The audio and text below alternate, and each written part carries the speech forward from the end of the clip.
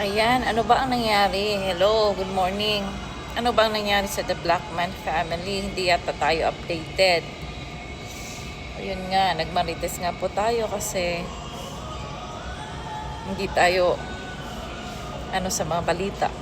Medyo busy tayo this past weekend or past week kaya ayan. So ayun nga po, ako po ay nagmarites at nalaman ko nga po na last Friday ay the other day nag-release ng kanyang statement si Jasmine ba? Anong pangalan ng babae? Ayun, Geraldine. Magmarites na diri pa amo. Ayan, si Geraldine ay nag-release po ng kanyang statement tungkol sa kanilang separation ni Josh. So, sila po ay magko-co-parenting na lang kay Nemo at saka kay Jet. So, it's just sad mga ka-reels, mga ka-lalabs. It's just sad so akala natin they are an epitome of a perfect family. So, kakaiba pala or kabaliktaran pala ng nangyayari sa real life. So, kamakailan lang sila ay endorse ng Sparkle family sa GMA.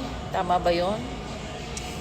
So, ayan. Sad nga po. We don't want these things to happen kasi nakikita natin sila araw-araw, ang ganda na samahan nila, tapos parang ang ganda ng pagpapalaki nila sa kanilang mga anak, mga bibong-bibong mga bata, tsaka ang cute. Tapos biglang ganito po ang mangyayari. It's just sad. We don't want another broken family sa araw-araw natin pamumuhay kasi nakikita natin sila, they are public figure. Kasi nga nagbablog po sila. So, hindi po nakakatuwa. Sana lang ma-realize nila na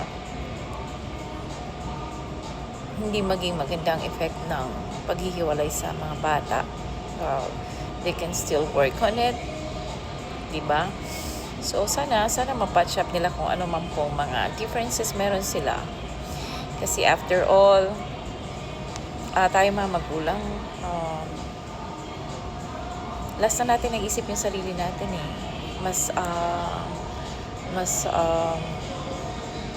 concern tayo sa ano man mangyayari o kahinat na ng ating mga anak. So, I hope they could still patch things up.